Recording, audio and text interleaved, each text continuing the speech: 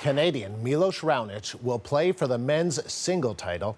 On Sunday, he outlasted Roger Federer, one of the game's best, in a 5-set match. Raonic will take on local favorite and second seed Andy Murray.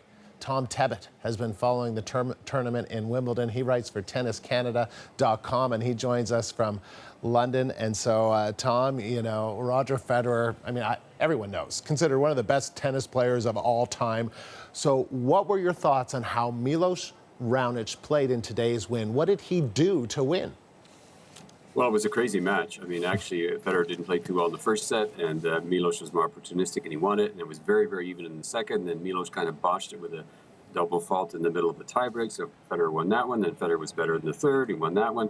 Federer was better mostly through the fourth, but then he double faulted twice one game towards the end of the fourth, sort of handed it to Milos, and then Milos took it back, said thank you very much, and played great in the final set, and ran it out 6-3 in the final set, 3 hours and 25 minutes. And the other thing is, after the match, he said that basically something he didn't do 2 years ago when he was in the semifinals. He kept his cool. He was more mature. He stayed calm, and he didn't get upset when things didn't go so well. Do you also think his game has changed a little bit? And maybe you could talk about that. You know, we call him the Maple Leaf Missile. We've focused on his serve. But do you think that Milos Raonic has become a better well-rounded player?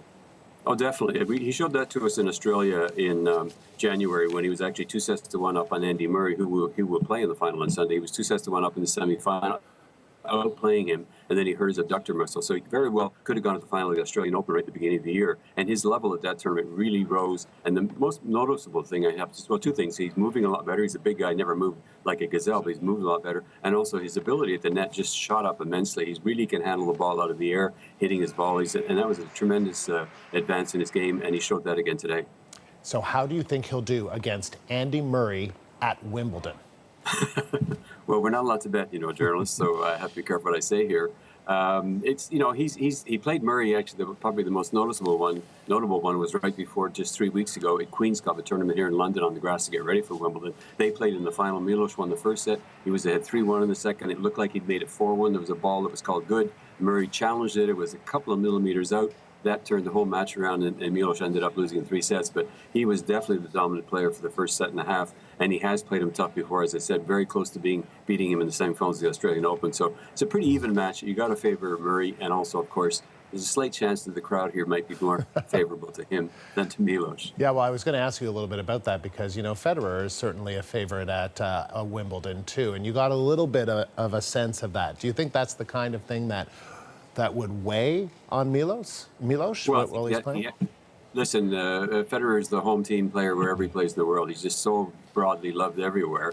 So, Milos got a good dose of that today. I thought the crowd was reasonably fair to him, too. Obviously, you could tell they were more for Federer, but when he hit good shots, he got lots of applause. So maybe a little bit more intense for Murray on Sunday. But like I said, I think Milos just had a good experience playing Federer today to get ready for the final. I liked when he was asked by a reporter there right after the game, he said, what's the impact on Canada that you're the first man to represent Canada in a Grand Slam final? And he said, it'll be a bigger impact if I can win. So he wasn't even, this is not it's a win because he's in the final, but for him, in his mind, he doesn't even really want to go there until he wins this thing, right? That's just the way he thinks.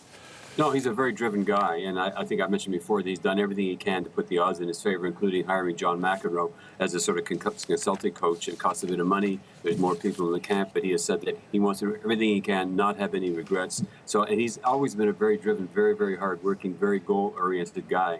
And, the final is the final, but there's no trophy. Well, there is a runner-up something, but the trophy he wants is the one for winning the tournament. You mentioned John McEnroe. What kind of influence do you think John McEnroe has had on Milos? Well, it's complicated. Everybody thinks it's a tactical thing, telling him to rush the net more and that kind of stuff. But he's actually been telling him to sort of loosen up on the court, to have his demeanor be a little bit more calm, not to get so upset. And the other thing is you just can't underestimate the fact, although sometimes he's watched from the BBC commentary booth and he's not with the other coaches, but you can't underestimate the fact that you look up there and John McEnroe, this all-time legend of the sport, is there and think, geez, I can't let that guy down. Okay, well, let me ask you, because if Milos is going to say, well, it'll be bitter impact on Canada if I actually win, come on. I mean, this is historic. Just the fact that he is going to be playing in a Wimbledon final, the first time that a Canadian has played in a Grand Slam final in history. I mean, shouldn't we just all kind of savor this moment as a big moment for Canada? A man, I should say. Eugenie Bouchard did make it to Wimbledon a few years ago. Well, of course. And the other thing is, Wimbledon is the creme de la creme. It's the center court is the cathedral of tennis. And it's not just, well, the Australian Open is great, the French, US, all that, but Wimbledon is Wimbledon, the grass courts, the tradition, everything. So there's no better place to be in the final. And if by any chance he could win it, I don't know how he'll ever top that again the rest of his career. All right, so if you were his coach, what would you say to him specifically about what he needs to do to beat Andy Murray at Wimbledon?